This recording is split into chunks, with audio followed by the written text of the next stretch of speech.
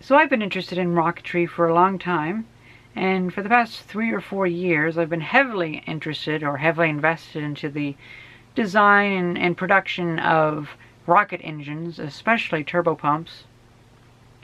And I've been wanting to make my own versions of rocket engines.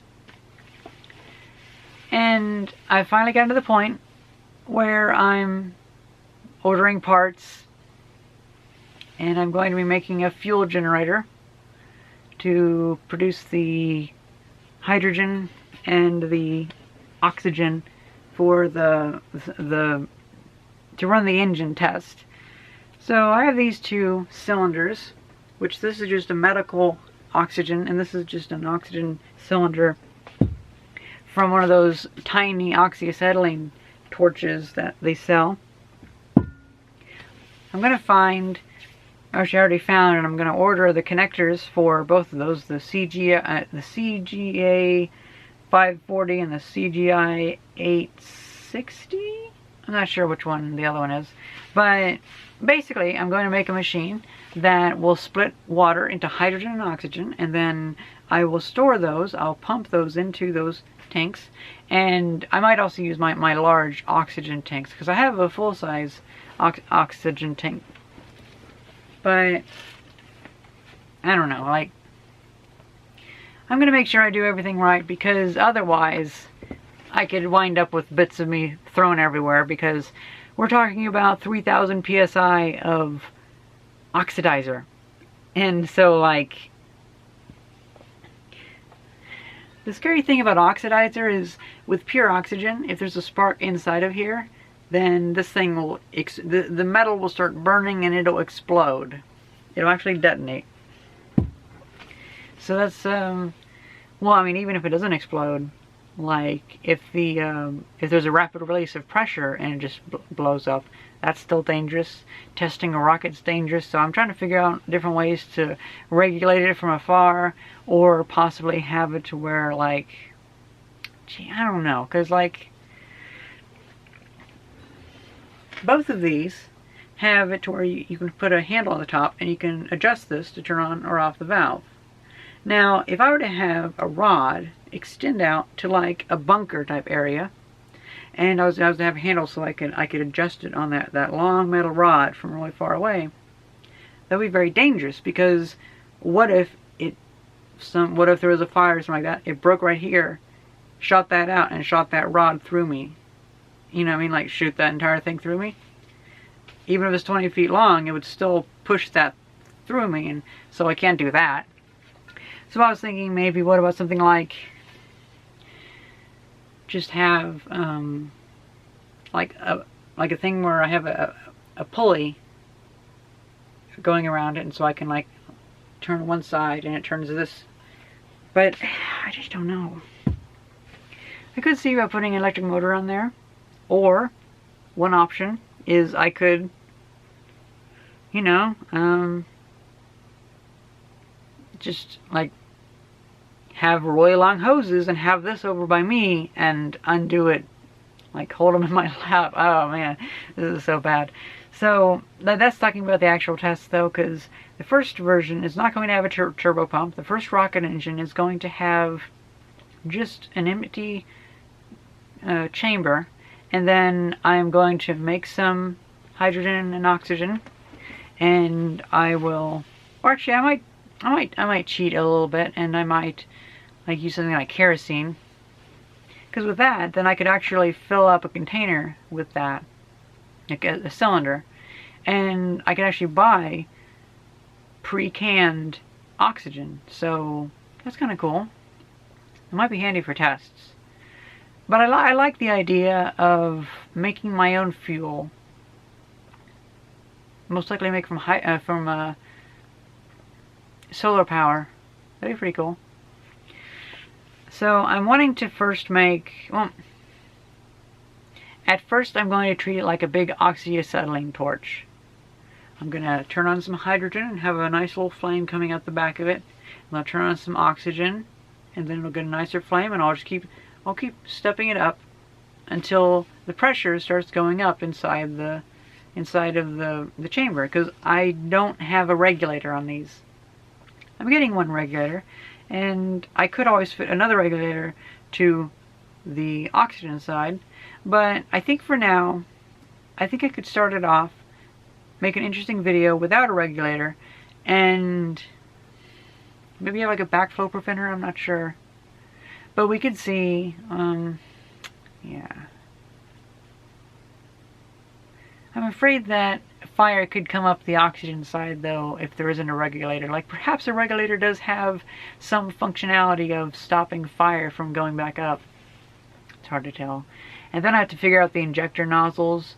I'm thinking I might use a spark plug and a spark generator to actually generate the sparks. So there'll be the chamber, the combustion chamber, and it'll probably be like maybe the size of a billiard ball on the inside. Very small, because basically I'm making a small thruster. And so we'll have hydrogen coming in and oxygen coming in the other one, and then there'll be a hole in the middle, or maybe several holes where there'll be a spark plug for each hole, however many holes there are. And those spark plugs will keep a spark going, so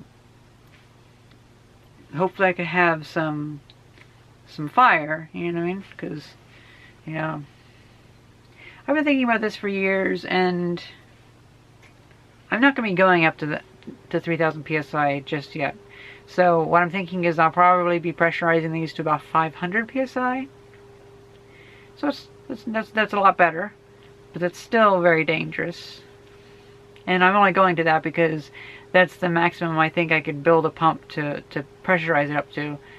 And so, like, building a pump to pressurize that's difficult also. And then I have the other challenge of, well, if I have hydrogen and oxygen coming from water electrolysis, then some of that water will evaporate and there'll be moisture in the hydrogen and oxygen. And I don't know, like, how should I filter that out? Should I have it very cold and have like a moisture trap? Or, man, there's just so many things, so many different things to think about. Another option is to have like a layer of oil on the top of each thing where the hydrogen bubbles up through the oil, and the oil is some type of oil that doesn't evaporate. Or have a cold sink on the top, so in the hydrogen and the oxygen there's a piece of metal that's extremely cold and kept very cold, and so any moisture condenses and falls back down into the vat of liquid.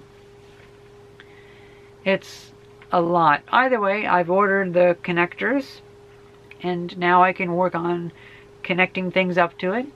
And since I'm cheap, I will also use those connectors for the actual test, but I'm fine with that. It's exciting because I'm getting the parts that I need, the parts that I wouldn't want to make the connectors on my own because that's very high pressures we're working with. So I think buying a connector that's already made for that is a good idea. I'm just kind of excited to see where this goes, because at the very least this will be a good exercise to help me respect the difficulty and the challenges faced by rocket scientists. And if I can actually get some results, maybe I can get a job at SpaceX or something like that, because that'd be kind of cool. Like, I would love to get a job doing like aeronautical engineering or something like that. That'd be pretty cool. Or at least working with aeronautical engineers, even if I don't have the proper credentials for that. Because, like, I got my job at Apple because of my YouTube channel, and so if I can prove myself worthy of that, then maybe somebody will notice me. And also that'll be a test for myself. Like, if I can't make my own rocket engine and my own rockets or whatever, then I have no business working for someone else doing that. That's kind of how I think. I don't know, that's just my thoughts. Maybe I'm a little bit foolish for wanting this, but I mean, I got the job at Apple and that worked out pretty well. So, I mean, going to a space-related company doesn't seem too outlandish if I make a big enough splash. You know, like if I get enough people's attention.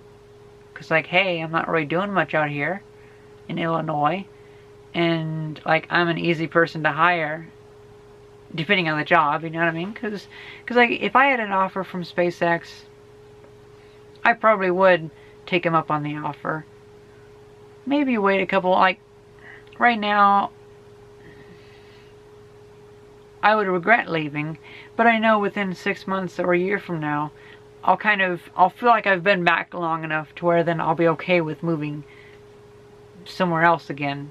You know, because like, I want to stay in Illinois for about 2 years, and I've stayed here for about a couple months past a year. I still feel like there's more experience for me to reflect upon that I learned from in California, because I got to a certain point where I